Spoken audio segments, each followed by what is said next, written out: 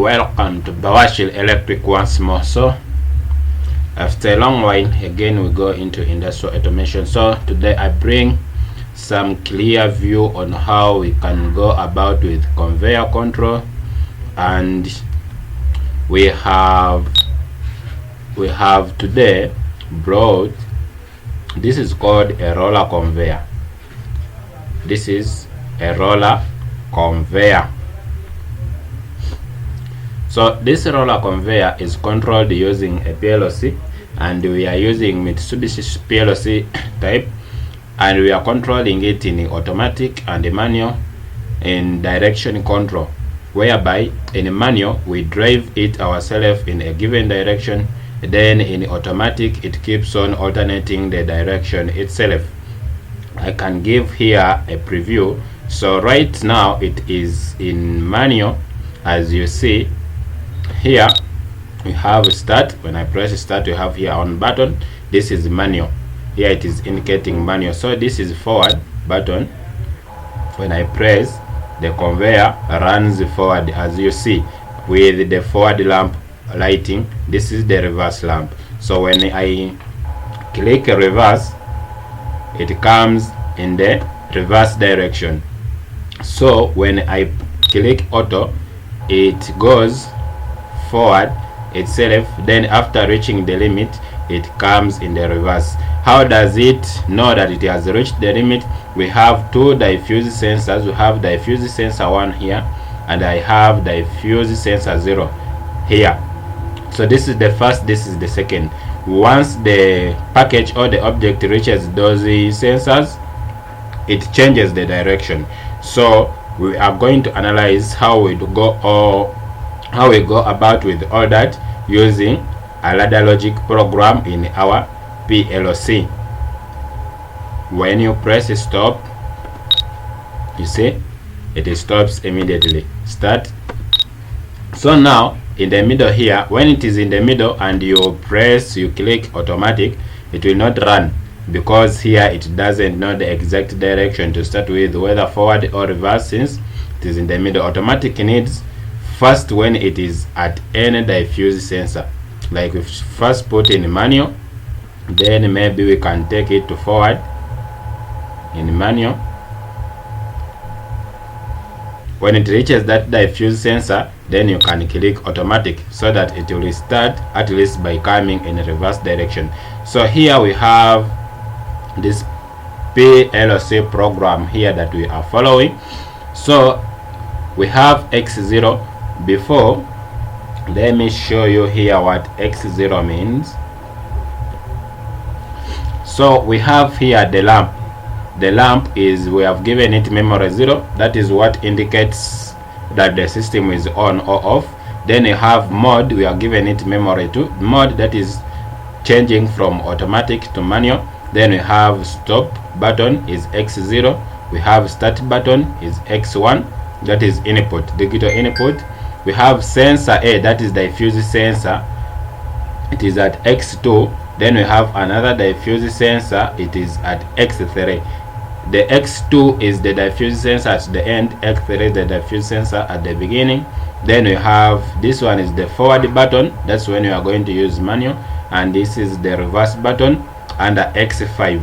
And this is the mode button, the button that changes automatic or manual mode. It is at the X6. Then you have only two outputs, that's the forward contactor or the forward coil at Y0, and the reverse coil or the reverse contactor at Y1. So that's how we are going, that's how we have addressed our symbols here. As you see, X0 is a stop, this one is start, and M0 is the latching for the main system that shows. So when M0 is on, the lamp is on.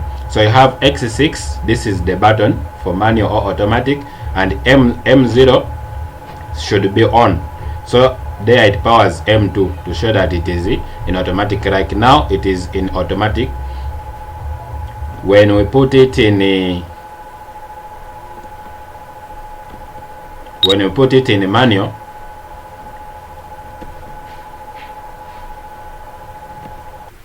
manual, you see here M2 is powered off, so it is in a manual mode.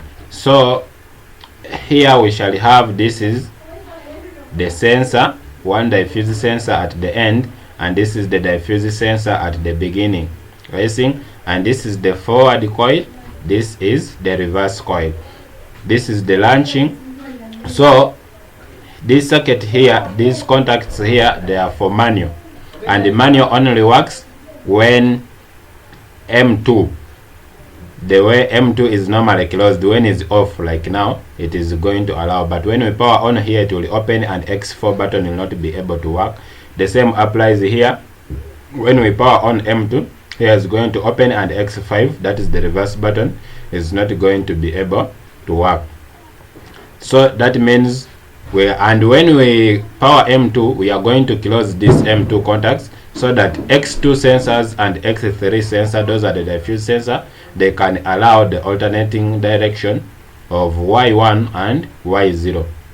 So here, when the sensor reaches at the end, this is forward, when it reaches at the end, then Y3 opens, it cuts off. As Y3 opens, Y2 closes to complete Y1. I mean X2 closes to complete Y1. So I may not give such a thorough explanation of the circuit, but this is the circuit.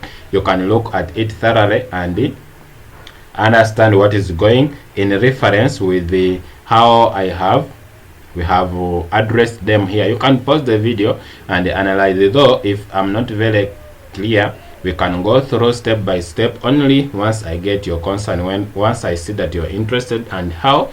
That's by posting the what? By posting your concern in the comments below. So here I'm using GX software to come up with GX Works version 2 to come up with this ladder logic, and to come up with my HMI control, I'm using GT Designer 3 to design my user panel or the HMI, human machine interface. Then I use a software called Factory IO to get the real components like the conveyor, the box, and the, as you can see. So now after all, I was already under simulation, so that is how it's going to work. So this has been a brief description. So when we start our machine, I will start it in automatic. So these are the sensors that help us to switch directions when in automatic, but when in manual mode, we change the directions by ourselves by pressing the forward button and the reverse button. Thanks for watching. See you in the next video, as the next clips you shall be following step to step from ladder logic, human machine interface design, factory IO design, and simulation altogether. Thanks for watching. Don't forget to subscribe, like, and comment. See you when you see me.